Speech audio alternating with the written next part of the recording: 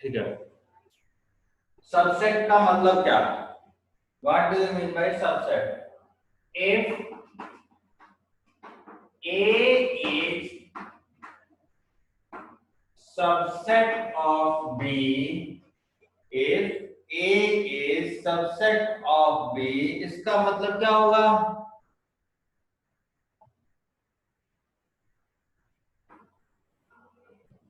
Means then each element of A, each element of A will be in set B, in set B, ठीक है। A का हर एक element, each element of A will be in B, then we, and it is represented by, it is represented by A is subset of B, ऐसे। और ये भी लगा सकते हैं A is subset of B, ठीक है। एग्जाम्पल ले लेते हैं अपन, एग्जाम्पल लेता हूं मैं। लेट A इक्वल टू 1 2 3, ठीक है। और B इक्वल टू कर लेते हैं 1 2 3 4 5, ठीक है। सो A का कोई भी एलिमेंट 1 है इसके पास, 2 है इसके पास, 3 भी है, तो A के सब एलिमेंट B के पास है। इसका मतलब क्या हो गया? A is subset of B, ठीक है। A is subset of B, ठीक है ना। यहाँ वर्ड्स में लिखा है, समझाया। B सबसेट नहीं है क्योंकि B का सभी एलिमेंट इसके पास नहीं है, राइट। B के सभी एलिमेंट्स इसके पास नहीं है। कहाँ है B वाला? देखो 4 नहीं है इसके पास, 5 नहीं है। जब 4 और 5 नहीं है तो B सबसेट नहीं है। B is not a subset of A, ऐसे क्रॉस कर दिया जाता है। B सबसेट नहीं है लेकिन A सबसेट है B का, ठीक है। क्लियर बात समझ में आ गई? सबसेट का मतलब क्या होता है। एक और एग्जांपल ले लेता हूं मैं। A अगर आपने माना A B, ठीक है, और B एक सेट मान लेते हैं A B C D, ठीक। सो देखो अब A का हर एक एलिमेंट B के पास है, A का हर एक एलिमेंट B के पास है, तो A is a subset of B, ठीक है। ऐसे भी लिख सकते हैं और आप ऐसे भी लिख सकते हैं, ऐसे इक्वल का साइन नहीं लगा रहे हैं। और कई बार ऐसे लिखा जाता है कि तीनों मतलब एक ही है। यहाँ देखो जैसे लेस देन और इक्वल टू होता है ना, तो यहाँ सबसेट होता है कि अगर इक्वल भी हो सकता है लेकिन इक्वल नहीं है तो यहाँ पे इक्वल का सिंबल हटा दिया गया, इक्वल का सिंबल यहाँ से हटा दिया गया। दोनों साइन एक साथ कभी नहीं होते हैं। लेस देन और इक्वल टू लिखते हैं ना अपन, सो ऐसा होगा, इधर लेस देन होगा और इक्वल टू होगा, ठीक है। ऐसा नहीं कि लेस देन भी और इक्वल टू हो, नहीं पॉसिबल। सो आप ये भी लिख सकते हैं, ये भी लिख सकते हैं और ये भी लिख सकते हैं, ठीक है। ऐसे बना के कट कर देते हैं। इसका मतलब क्या होता है? Proper subset. प्रॉपर सबसेट का मतलब क्या होता है कि A प्रॉपरली इससे छोटा है, इक्वल नहीं है, इससे छोटा है, कम से कम एक एलिमेंट तो कम है ही। प्रॉपर सबसेट का मतलब अगर A B का प्रॉपर सबसेट है मतलब A के पास B से कम एलिमेंट है, चाहे एक कम क्यों नहीं हो लेकिन कम है। एक भी कम हो सकते हैं, दो भी कम हो सकते हैं, चार भी कम हो सकते हैं, कितने भी कम हो सकते हैं, लेकिन श्योरली कम जरूर है, तो इसे कहते हैं प्रॉपर सबसेट, ठीक है। सबसेट आपको समझाया। अभी लेते हैं थोड़ा सा इसमें, और इसी को अगर थोड़ा एक्सटेंड कर दूं, if A belongs to A, which implies अगर ए में आ गया इस सेट में, स्मॉल ए नाम का एलिमेंट कहाँ है, कैपिटल ए में, कैपिटल ए सेट में है ना, इसका मतलब क्या हो गया, small a also belongs to capital B. भाई जो ए में था वो बी में भी आना चाहिए, तभी ये सबसेट होगा, नहीं तो नहीं होगा सबसेट। बहुत साफ साफ वर्ड्स में, ठीक है। अभी थोड़ी बात और कर लेते हैं। प्रॉपर सबसेट पता है आपको? प्रॉपर सबसेट क्या होता है कि कम से कम एक एलिमेंट तो कम होगा ही होगा, उसके इक्वल नहीं होगा, उसके इक्वल नहीं होगा, ठीक है। जैसे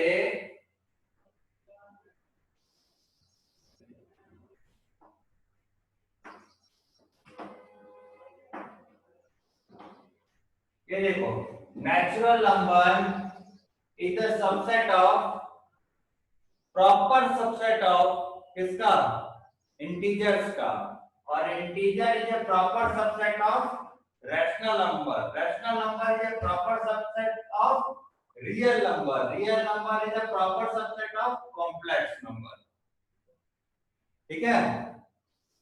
तो सबसे छोटा नेचुरल नंबर का सेट है, क्योंकि यहाँ पे क्या होता है 1 2 3 आता है, यहाँ पे क्या है आपके पास 1 2 3 सो ऑन, यहाँ इंटीजर है तो यहाँ क्या आ रहा है 0 प्लस माइनस 1 प्लस माइनस 2 ये सब आ रहा है। यहाँ रैशनल है, यहाँ सब p बाई q के फॉर्म में आ रहे हैं, ठीक है। यहाँ क्या है पूरा रियल है, और उससे बड़ा क्या है कॉम्प्लेक्स है, कल ये पढ़ाए थे, ठीक है ना। सो ये नेचुरल नंबर जो है वो रियल नंबर का भी सबसेट हो गया, ठीक है। इसका भी हुआ, q का भी हुआ, c का भी हुआ, ठीक है। तो सबसे छोटा नंबर, ये सबसे छोटा सेट है इसमें, है ना। तो इससे बड़ा ये क्या है इंटीजर्स का, रैशनल नंबर का, रियल नंबर का और कॉम्प्लेक्स नंबर का। आगे लेते हैं इसी में थ्योरम से कुछ। Every set is a subset of itself, every set is a subset of itself, ठीक है ना। कोई भी सेट है वो अपने आप का सबसेट है, इसका मतलब क्या है, लेट a equal to 1 2 3 है ना। सो सबसेट दिखाना है इसका, इसका मतलब क्या है, that is a is subset of a, ऐसे लिखना चाह रहा है, a is subset of a, ऐसे लिखना चाह रहा है। इसका मतलब क्या है कि कोई भी एलिमेंट a से लो वो a में आना चाहिए, तो होगा ही, लेट 1 बिलोंग्स टू a। तो अगर आपने यहाँ वाले ए में लिया तो दूसरे वाले ए में भी जाएगा ना, ये तो दोनों सेम ही है। यहाँ जो एलिमेंट लोगे वही एलिमेंट आपके पास यहाँ पे आ गया, जो एलिमेंट यहाँ उठाओगे वही एलिमेंट यहाँ पे आ गया। कोई भी एलिमेंट यहाँ से लोगे वो एलिमेंट इसके पास भी है, क्योंकि दोनों ही सेम है, ठीक है। So every set is a subset of itself, इसमें कोई ज्यादा टेंशन नहीं, क्योंकि कोई भी एलिमेंट हम इधर से उठाएंगे वो उधर मिल जाएगा, ठीक है। दूसरी थ्योरम क्या कहती है, और इट इज नोन एज, और it is known as improper subset. Improper क्यों, क्योंकि वो खुद ही है, प्रॉपर नहीं है सबसेट, ये प्रॉपर नहीं है, क्या है इम्प्रॉपर है। इम्प्रॉपर का मतलब क्या है कि वो खुद इक्वल वाला ही है, सबसेट नहीं है, छोटा नहीं है। तो ये ध्यान रखना, ये क्या हो गया इम्प्रॉपर सबसेट। प्रॉपर सबसेट में क्या होता है, एक दो कुछ ना कुछ तो कम होंगे, और इम्प्रॉपर क्या होता है कि सेम टू सेम ही रहता है, वही रहेगा। ठीक है, दूसरी थ्योरम क्या है, एक थ्योरम थी, दूसरी थ्योरम क्या है इसमें, phi is always a subset of any set. Phi is always a subset of any set. मतलब phi is subset of A. A क्या है, any set है, कोई भी हो सकता है, A B C D कुछ भी लिखना, जो भी लिखना हो लिख दो। तो phi is always subset of A। कैसे करें कि यहां से कोई एलिमेंट उठाओ, वो इसके पास मिलना चाहिए। इसका मतलब ये हुआ ना, यहाँ से कोई एलिमेंट उठाए वो इसके पास मिलना चाहिए। यहाँ से उठाने के लिए आपके पास एलिमेंट ही नहीं है, फाइल के पास कोई एलिमेंट नहीं है उठाने का, तो इसलिए ये प्रूफ माना जाता है कि हो गया। यहाँ पे उठाने के लिए आपके पास एलिमेंट नहीं है, फाइल के पास कुछ नहीं है उठाने के लिए कि आप उठा के यहाँ रखो। ठीक है ना, तो फाइल इज ऑलवेज अ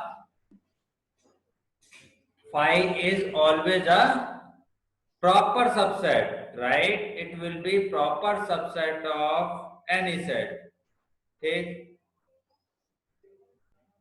क्या बताया आपको, phi is proper subset of any set, ऐसा भी कह सकते हो, phi is proper subset of any set।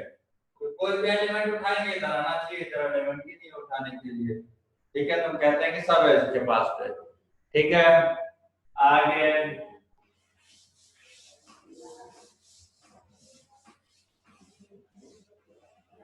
आगे कहते हैं total number of sets subset, total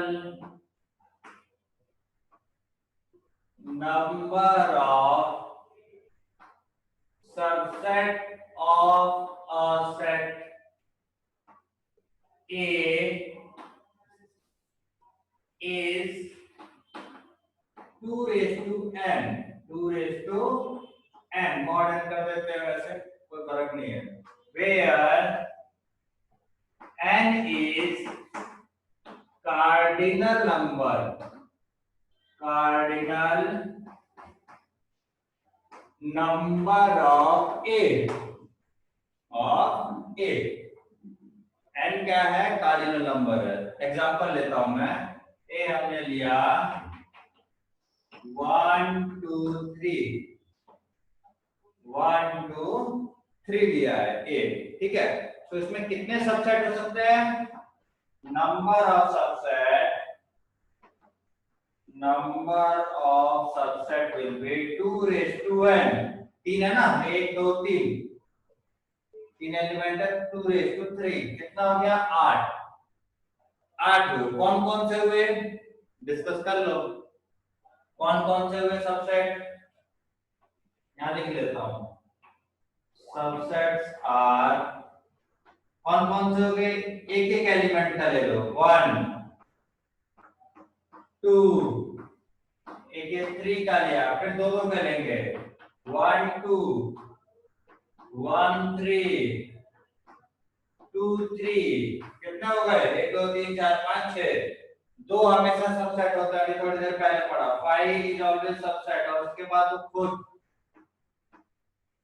तो ये क्या हुए, सबसेट हुए, समझ में आया, ये क्या है, आपके सबसेट है।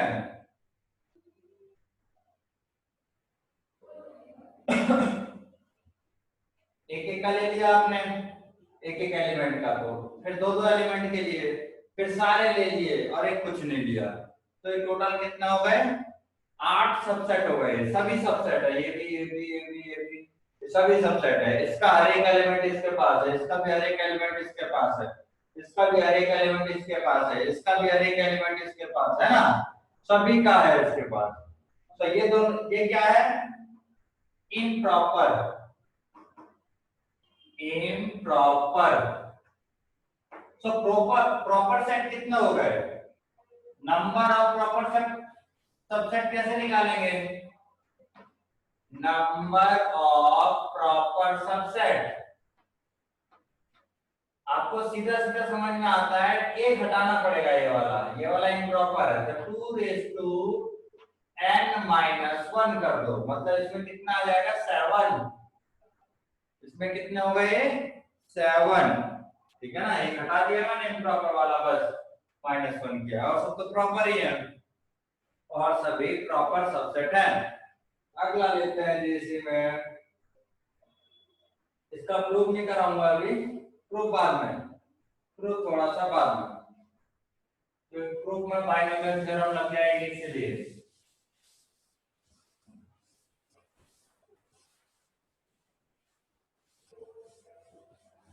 अब आते हैं इंटरवल्स क्या होते हैं, इंटरवल्स क्या होते हैं।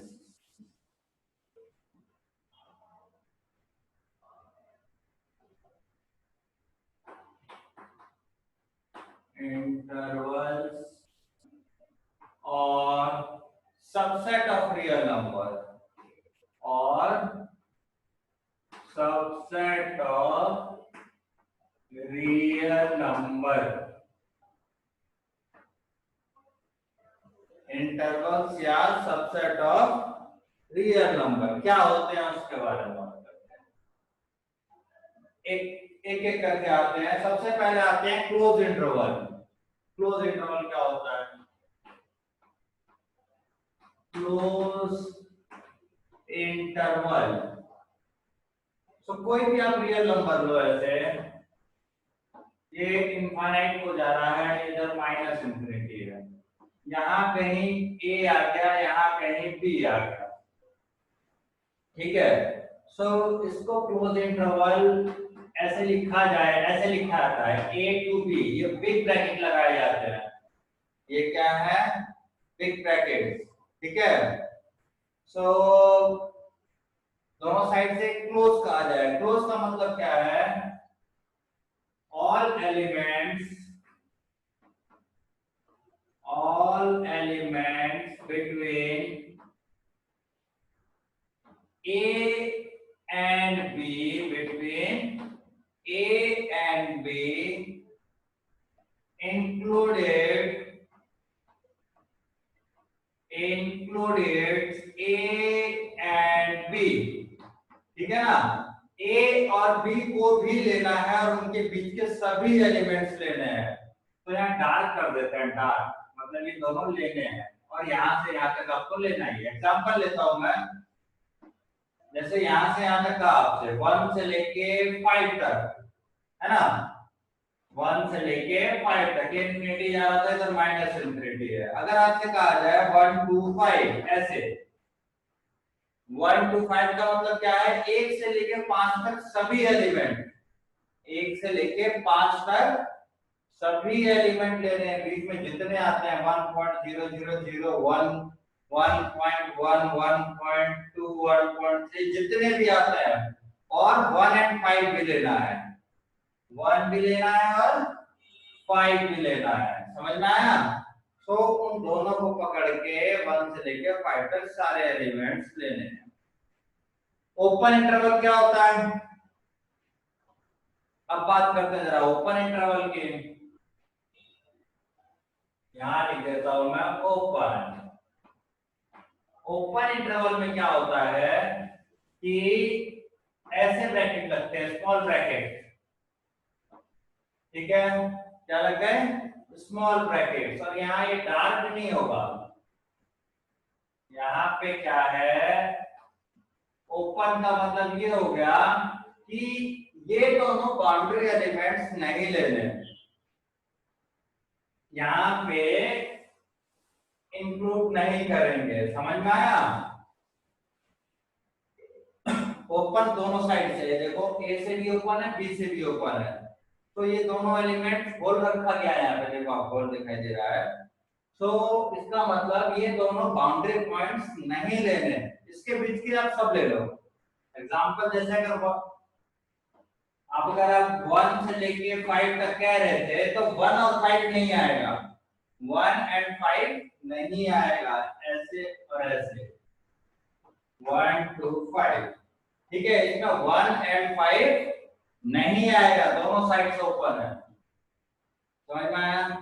1 एंड 5 नहीं आएगा। 1 से आगे कितना भी आएगा, 1.00001 आएगा इसके पास, 1 नहीं आएगा। 5 नहीं आएगा, 5 के बहुत पास तक आएगा, 4.99999 तब आएगा, 5 नहीं आएगा। समझ में आया ओपन का मतलब? ओपन दोनों साइड से, ठीक है। दोनों साइड से ओपन का मतलब क्या हुआ कि वो पॉइंट्स नहीं आएंगे, उनके बीच का सभी कुछ आएगा, ठीक है। अब आगे बात कर लेते हैं सेमी ओपन और सेमी क्लोज। हाँ, ओपन को जैसे ऐसे लिखना है ए टू बी, कई बुक्स में ऐसे भी लिखा होता है ए टू बी, तो ये भी वैलिड है। ये उल्टा ब्रैकेट कर देते हैं A to B, both are same, ये दोनों मतलब ओपन है, ठीक है। इसका मतलब क्या है, ओपन होता है। अब आता है सेमी ओपन और semi closed.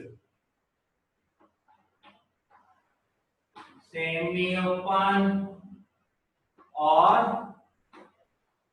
Semi close. Semi open semi close क्या होता है कि एक साइड से ओपन होगा, एक साइड से क्लोज होगा। जैसे ये नंबर लाइन लिया मैंने, तो यहाँ कहीं ए था, यहाँ कहीं बी था, तो मुझे ए सपोज नहीं लेना, ए नहीं लेना और बी लेना है। बी को देखो मैंने डार्क कर दिया, ए नहीं लेना और बी लेना है, तो कैसे लिखेंगे इसको, ऐसे ऐसे लिखा जाता है और ऐसे लिखा जाएगा। ये दोनों इसके लिए नोटेशन है। इसमें क्या हुआ, ए नहीं लिया, लेफ्ट साइड वाली बाउंड्री का पॉइंट नहीं लेंगे, इससे आगे सब ले सकते हैं आप, और बी भी ले सकते हैं, बी से क्लोज, ठीक है। दूसरा क्या है, अगर मैं कहूं कि नहीं ए लेना है, तो ए पे आप वो कर दो, बी नहीं लेना, तो ऐसे लिखेंगे। तो इसको कैसे लिखें, ए से क्लोज बी से ओपन, ऐसे भी लिख सकते हैं, और ए बी ऐसे भी लिख सकते हैं। समझ में आया, ये चीजें समझ में आ गई। जहां से क्लोज है वहां पे बिग ब्रैकेट, ठीक, और ये ओपन के लिए इधर उल्टा ब्रैकेट लगेगा, नहीं तो ये स्मॉल ब्रैकेट लगाया जाता है, ठीक। तो ये हो गया सेमी ओपन और सेमी क्लोज, ठीक है, सेमी ओपन और सेमी क्लोज। यहां तक समझ में आ गया। अब आगे बात करते हैं हम लोग यूनिवर्सल सेट क्या होता है, पावर सेट क्या होता है, उसके बारे में थोड़ा डिस्कस कर लूंगा, ठीक है। पावर सेट, यूनिवर्सल सेट, ये सब क्या क्या होते हैं उसके बारे में डिस्कस करते हैं।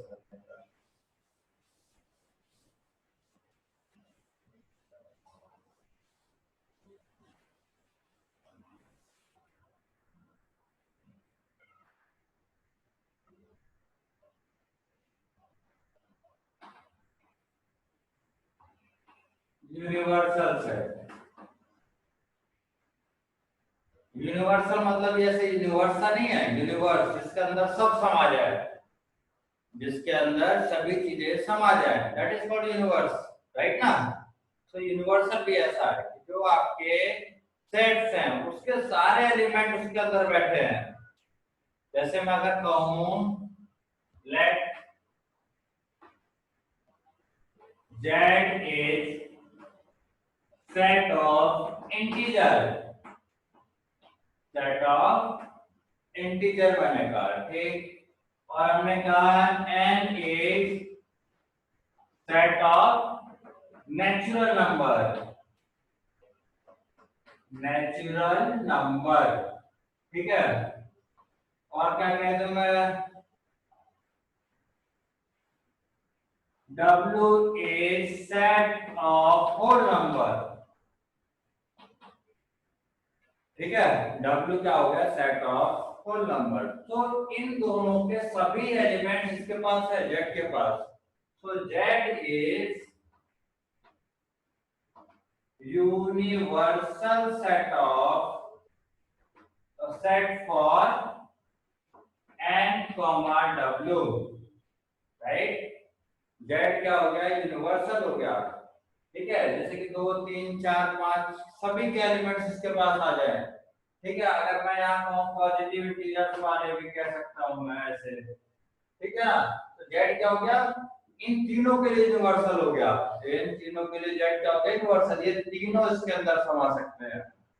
ठीक है ना, जेड तो यूनिवर्सल सेट हर एक के रिस्पेक्ट में अलग होगा। ठीक है, जो छोटे सेट्स होंगे उन सबके एलिमेंट्स को मिला के यूनिवर्सल सेट बनाया जा सकता है। ठीक, सो ये यूनिवर्सल सेट समझ में आया आपको। अब आता है पावर सबसेट क्या होता है। अब बात कर लेते हैं power subset.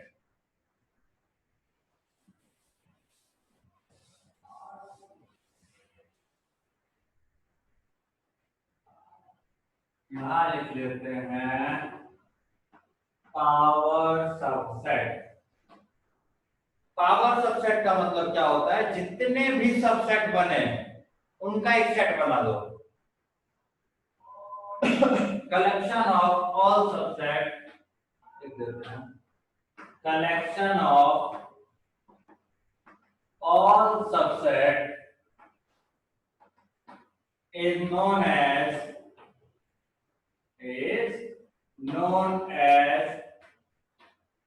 power subset. Collection of all subset is known as power subset. ठीक है, तो बात कर लेते हैं एग्जांपल लेके। सो ए जैसे हमने बनाया था 1 2 3 का, है ना, 1 2 3 का ये आपने बनाया था। सो इसका पावर सेट क्या होगा, तो सबसेट क्या होंगे पहले देख लेते हैं। यहाँ लिख लेते हैं सबसेट्स। सबसेट्स क्या है, 1 2 3, 1 2 1 3 2 3 और 1 2 3। एक और बच गया है, उसको भी लिख लो 5। हो गया यार, ठीक है ना, ये क्या हो गए, सबसेट्स है। तो पावर सेट क्या हुआ, पावर सेट जिसमें पावर सेट होगा, पावर सेट मतलब इन सबका सेट का कलेक्शन। अभी अलग अलग थे तो एक ब्रैकेट करके ब्रैकेट और डालेगा, हो गया पावर सेट। ये क्या बन गया, पावर सेट बन गया।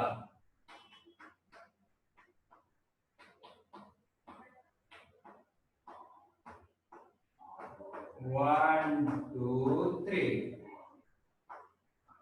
समझ में आ गया। ये जितने भी सबसेट बने थे उन सभी का कलेक्शन यहाँ कर दिया हमने।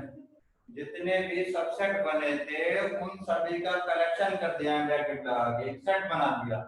तो वो सेट क्या कहलाएगा, पावर सबसेट। ठीक है, वो क्या हो गया हमारा, पावर सेट। ठीक है, तो पावर सबसेट में कितने एलिमेंट्स हैं, ये एलिमेंट हो गया इसके लिए, एक एलिमेंट हो गया इसके लिए, एक एलिमेंट है, मतलब एक छोटे छोटे सेट हो गए अंदर। ठीक है, तो कितने एलिमेंट्स होंगे इसमें, 2 n ही होंगे, 2 n ही होते हैं। ठीक,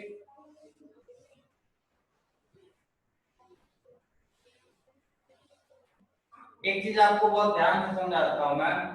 अगर आपसे कहा जाए a equal to 1 2 3, b equal to 1 2 3 4 5 6। ठीक, तो जब एलिमेंट्स लिखते हैं, 1 इज द एलिमेंट ऑफ ए, ऐसे, है ना, 1 इज द एलिमेंट ऑफ ए, ऐसे मत लिख देना है। 1 इज सबसेट ऑफ ए मत लिख देना, this is wrong, this is wrong. 1 जो है, जब तक आप इसे फ्री रखोगे एलिमेंट की तरह बिहेव करिएगा। और ये सेट, अगर इसको लिखना है तो ये सही होगा, 1 is subset of A. This is correct. This is correct. But this is wrong. क्यों? क्योंकि एलिमेंट के साथ ये सिंबल नहीं आता। एलिमेंट्स के साथ ये सिंबल नहीं आता। एलिमेंट के साथ क्या आता है? ये वाला। ठीक है। और ये जैसे आपने ब्रैकेट लगाया तो क्या बन गया? ये सेट बन गया। जैसे ही आप ब्रैकेट लगाते हैं ये सेट बन जाता है। तो ध्यान से इसमें तीनों में अंतर आपको रखना पड़ेगा। ठीक। A is subset of B. B is not a subset of A. ठीक है। A is subset of B, B is subset of not subset of A. अगर ये हो गया if A is subset of B and B is subset of A, A किसका subset हो गया? B का। और B किसका सबसेट हो गया? A का। इसका मतलब क्या है? A इक्वल टू B होना पड़ेगा। तभी पॉसिबल है, नहीं तो ये पॉसिबल नहीं है। ये सभी आपको समझ में आए? ये जो साइन है इनको बड़ा ध्यान रखना। ये एलिमेंट के साथ होता है, एलिमेंट के साथ ब्रैकेट नहीं रहेगा। ब्रैकेट लगते ही वो सेट बन जाता है। ठीक है।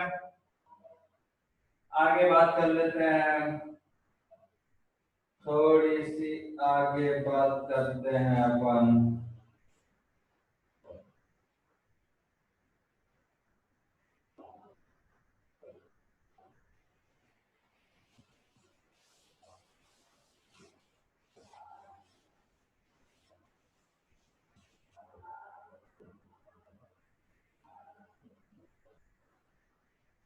अगर आपसे ये कहा जाए x equal to 8 raise to n -7n-1 और y इक्वल टू 49n-1। ठीक है। n belongs to natural number. n belongs to natural number. ये भी n belongs to क्या है? Natural number. तो to prove x is subset of y, ये हमें प्रूव करना है। तो इसको देख लेते हैं x क्या है। तो यहाँ लिख देता हूँ प्रूफ। x क्या है? 1 2 3 रखोगे, इसमें क्या रखेंगे अपन? 1 2 3 रखते जाओ। तो 1 रखोगे तो कितना हो जाएगा? 8 - 8 0। 2 रखोगे तो कितना हो जाएगा भाई? यहाँ पे अगर 2 रखेंगे तो कितना हो जाएगा? 64 -14 है ना, -1। तो ये कितना हो गया? 49। ठीक है। 50 - 1। 3 रखोगे तो कितना आएगा? 3 रखेंगे तो कितना आएगा?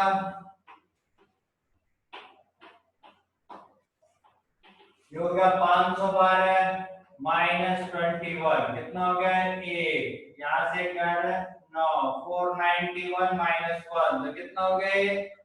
490। सो ऑन चलता जाएगा, ऐसे ही चलता जाएगा। ठीक। y में क्या है? n इक्वल टू 1 तो 0, 2 तो 49, 3 तो कितना हो गया?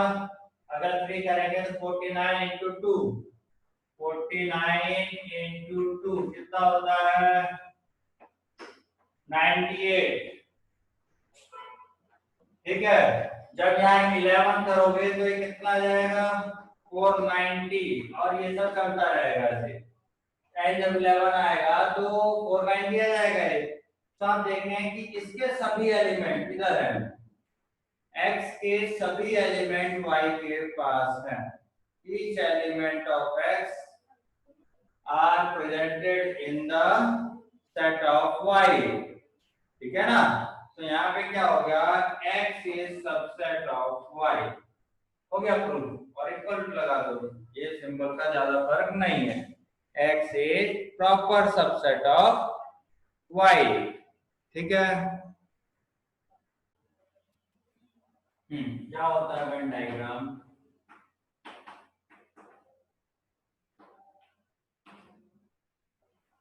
देखो आप इसमें सारे सिंबल से समझाता हूं मैं। एक सेट ए हो गया, एक बी हो गया, ए बी, और ये जो रेक्टेंगुलर है इसको यूनियन सेट कहते हैं। ठीक है। So sorry, universal set, union नहीं, universal. A union B. A union B का मतलब क्या है? Elements which are in A or B or in both। समझ में आया? ए यूनियन बी का मतलब क्या हो गया? जो एलिमेंट्स ए में है या बी में है या दोनों में है, तो ए यूनियन बी होगा। वो क्या कहलाएगा? A union B. Venn diagram में क्या होता है? ऐसे बनाया जाता है। ये सब आ गया इसका। ठीक है, ये सभी आ गया इसके अंदर। ये हो गया ए यूनियन बी। न्यूमेरिकल इस पर अगर लेना चाहूं तो अगर ए इक्वल टू आपसे क्या, जब से जैसे कह रहे थे 1 2 3, और बी इक्वल टू कहते हैं अपन 1 2 3 4 5। ठीक है। सो ए यूनियन बी को अगर भरना हो तो यहीं पे मैं भर देता हूं इसको। ये ए, ये बी, सबसे पहले कॉमन भरे जाते हैं। ये क्या है? कॉमन है। ये क्या है? कॉमन। ए में भी है और बी में भी है, तो यहां पे कौन भरा जाएगा? 1 2 3। देखिए नहीं रहा, बड़ा करते हैं यार को। पेन डायग्राम से बताता हूं मैं। ए यूनियन बी में यहाँ पे क्या आएगा? न्यूमेरिकली क्या आ जाएगा? जो सारे कुछ सब कुछ 1 2 3 4 5, ये हो गया ए यूनियन बी। इसको ऐसे लिख लेंगे। अभी इसको भरना सिखाता हूं मैं और सब कराने के बाद। ठीक है। ए यूनियन बी में क्या आ गया? 1 2 3 4 5। ए इंटरसेक्शन भी क्या होगा? ए इंटरसेक्शन बी में क्या होगा? ये सब रहने देता हूं, काम आएगा। यहाँ पे A intersection B. A intersection B मतलब ये ए आए बी आया, A B. Elements which are in A and B, A and B दोनों में होना चाहिए। एलिमेंट्स किसमें होने चाहिए? दोनों में। ए में भी होना चाहिए और बी में भी। तो यहाँ पे ए इंटरसेक्शन बी कितना आ गया? 1 2 3। समझ में आया? इंटरसेक्शन में कितने एलिमेंट्स आ गए? 1 2 3। ए इंटरसेक्शन बी का मतलब elements which are in A and B. बड़ा ध्यान रखना वर्ड्स का। यूनियन आ गया, इंटरसेक्शन आ गया। ए माइनस बी बताता हूं। ए माइनस बी, ये ए है, ये बी है। ए माइनस बी, इसका मतलब क्या है? Elements which are in A but not in B। Elements which are in A but not in B। ये बड़ा ध्यान से, ए में तो हो लेकिन बी में नहीं होती, ये वाला पार्ट है, ये वाला पार्ट है। ठीक है। एग्जाम्पल क्या लेते हैं? अगर ए इक्वल टू आपने लिया 1 2 ए बी, ठीक है, और बी में क्या लिया हमने? 1 2 3 4 5। तो ए माइनस बी में क्या आएगा? ऐसे एलिमेंट जो ए में हो लेकिन बी में नहीं हो। तो यहाँ पे दो ही एलिमेंट है, ए और बी, जो ए में तो है लेकिन बी में नहीं है। ठीक है, ए में है लेकिन बी में नहीं है, तो ए माइनस बी माइनस से क्या होगा, बी माइनस से क्या होगा खुद बताओ यहाँ पे। बी माइनस से एलिमेंट जो बी में तो हो लेकिन ए में नहीं हो, तो कौन कौन है, 3 4 5। बी माइनस से में क्या आ गया, 3 4 5। ठीक है, ये हो गया ए माइनस बी। अब बात आती है ए कॉम्प्लीमेंट क्या है। ए कॉम्प्लीमेंट कई बार ए डैश भी लिखा जाता है, ए डैश भी लिखा जाएगा। इसका मतलब क्या है, ए की बनाया ए, ये यूनिवर्सल। तो ए डैश क्या होता है, ए को छोड़ के सारा, ए को छोड़ के सारा elements which are not in A but in the universal set। ए में तो नहीं है लेकिन यूनिवर्सल में होना जरूरी है। ए में नहीं है लेकिन कहाँ है, बाहर, यूनिवर्सल के तो अंदर होना चाहिए।